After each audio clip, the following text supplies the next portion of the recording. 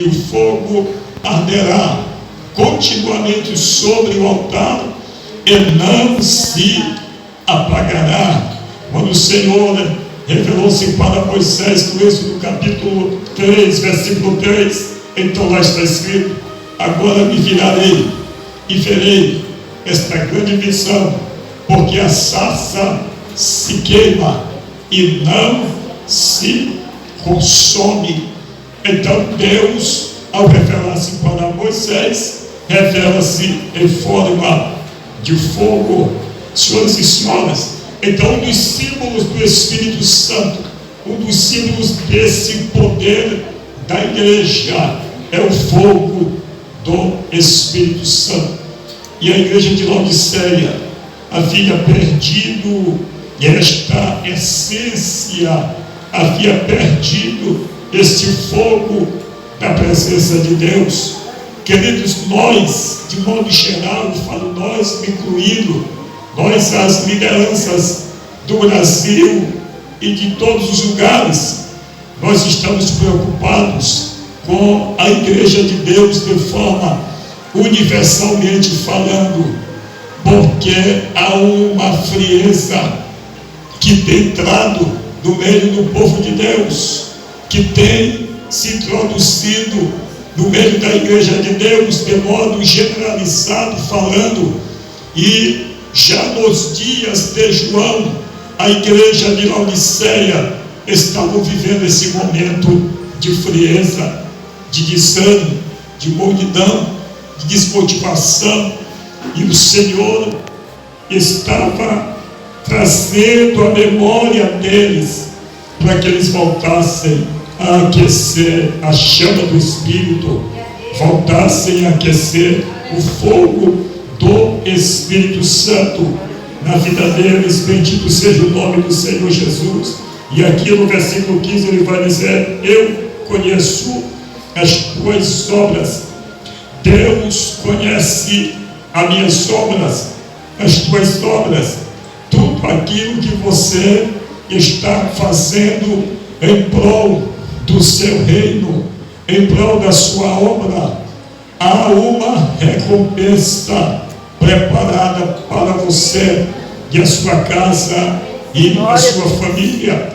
Deus, ele quis mostrar para João e para aquela igreja e para o anjo da igreja em Laodiceia que ele não estava esquecido no coração do nosso mestre amado, mas que ele estava lembrado, que ele estava lembrando daquela liderança, que ele estava vendo aquela liderança, que ele estava cuidando daquela liderança, que ele estava amando aquele povo, e estava atento com o seu carinho de amor por aquela igreja de Laodiceia.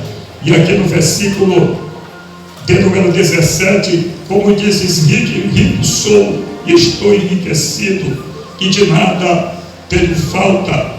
A igreja de Laodiceia era uma igreja que estava vivendo uma época de prosperidades financeiras, mas a frieza espiritual, o desânimo espiritual, a mornidão espiritual estava assolando a igreja de Laodiceia. Senhores e senhoras, devo dizer-lhes que a maior riqueza para o homem de Deus, para a mulher de Deus, é ser cheio da plenitude do Espírito Santo.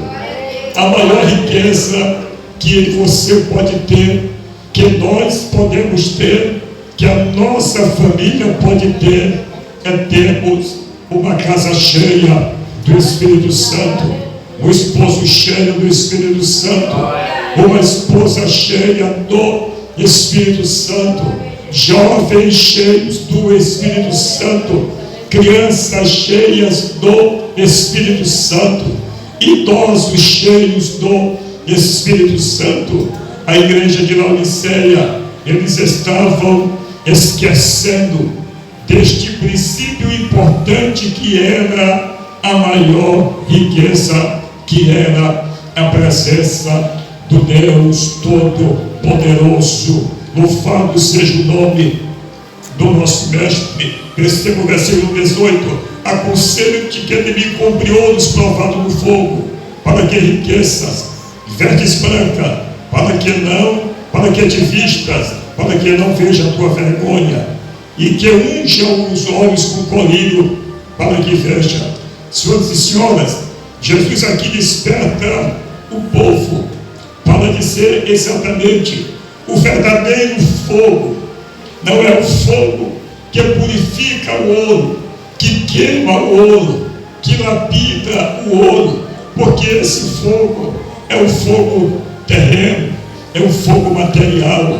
Mas Jesus estava dizendo: olha, o verdadeiro fogo é o fogo que veio do meu Espírito, que queima o pecado, que queima a frieza, que queima a multidão, que queima o desânimo, que queima a desobediência, que queima as obras do diabo.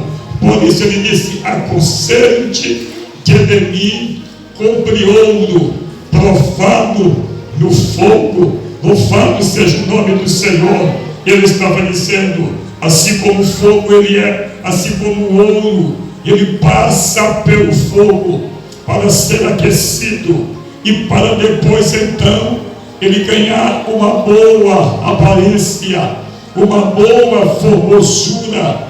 É necessário que nós venhamos passar por esse fogo, por esses momentos de provação, esses momentos de lutas, momentos de adversidade, que vão nos levando para mais perto de Deus, para mais juntos de Deus, até que então a sua glória possa brilhar mais e mais na nossa vida. Levante a sua mão e diga glórias ao nome do Senhor. E aqui, por sua vez, então, ele continua falando a nossos corações: os céus e a terra, mas a sua palavra não passará. Diga mais forte, diga assim: passará. O céu e a terra, mas a sua palavra não passará. Vamos querer assim, levante a mão, para glorificar, eterno com alegria nesta noite. Glórias àquele que vive. E ele se revela e continua falando, continua dizendo: João, escreve à igreja de Laodiceia: seja zeloso e arrepende-te. Senhores e senhoras, olhem bem aqui no óculos do pastor Inésio nesta noite. Eu quero que você saiba que a salvação eterna, ela vem através desse arrependimento. A palavra arrependimento, ela vem de uma raiz grega que significa mateuko. Mateuko em grego significa arrependimento. Na língua portuguesa significa mudança de pensamento ou mentalidade. Mudança de pensamento ou mentalidade. Sem arrependimento ninguém verá a Deus. Sem arrependimento ninguém verá ao Senhor. Todos aqueles que querem ser salvos, que desejam ser salvos, que querem a salvação, que desejam a salvação para a sua casa, a sua família, a sua geração, devem compreender que sem arrependimento não haverá salvação. Sempre houve e sempre haverá salvação para aqueles que se arrependem em Cristo Jesus. Quantos estão entendendo? Levante a mão e diga glória a Deus. Então, salvação vem através de uma mudança de pensamento, uma mudança de atitude, de uma mudança mental. Se quisermos ser salvos, precisamos mudar a nossa mentalidade e o nosso pensamento em Cristo e para Cristo. E por sua vez, então, Jesus continuou dizendo: ser zeloso Em outras palavras, seja zeloso com a sua vida, com a sua alma, com a sua salvação eterna. Olhe bem aqui nas minhas mãos nesta noite, por gentileza, olhe aqui nas minhas mãos. Devo te dizer isso com carinho, com respeito, mas com autoridade. Zele por tudo que você tem, zele pela sua casa, zele pela sua família, zele pelos utensílios que estão dentro da sua casa, mas nunca esqueça de zelar pela joia mais preciosa que você tem, chamada alma humana, a salvação eterna em Cristo Jesus. Esta é a maior bênção que você tem, a maior vitória, a maior pérola, a maior riqueza. Porque em Salmo 48, versículo 9 está escrito: ainda que ajuntássemos todos os recursos desta terra, não é o suficiente para remir a salvação da sua alma, pois o preço da sua redenção é caríssima, e os seus recursos se esgotariam antes. Então a maior riqueza não é o ouro, não é a prata, não é o diamante. A maior riqueza é a salvação eterna em Cristo Jesus. Por isso, zele pela sua salvação, zele pela sua alma, porque Jesus está voltando e vai arrebatar a sua igreja. Quantos estão aguardando o arrebatamento da igreja? Levante sua mão para glorificar a Deus. Bendito seja o nome do nosso mestre.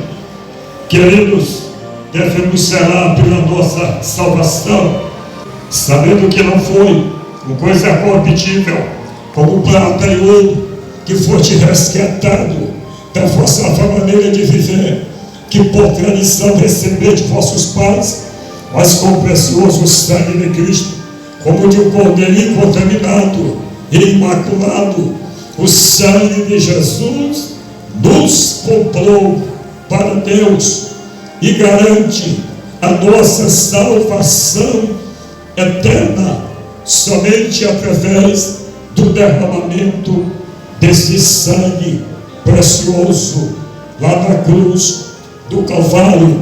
E Jesus agora revela-se para João, dizendo: diz à igreja de Laodiceia, para que eles se arrependam e sejam zelosos, zele pelo seu nome, que está escrito no livro da vida. Diga assim comigo bem forte, toda a igreja, em alto e bom som, diga assim: Deus, eu te louvo. Está fraco? Diga: eu te louvo. Eu te agradeço pelo meu nome, está escrito no livro da vida. Senhor, me ajuda a zelar pelo meu nome, escrito no livro da vida. Quantos estão entendendo que está? Aleluia.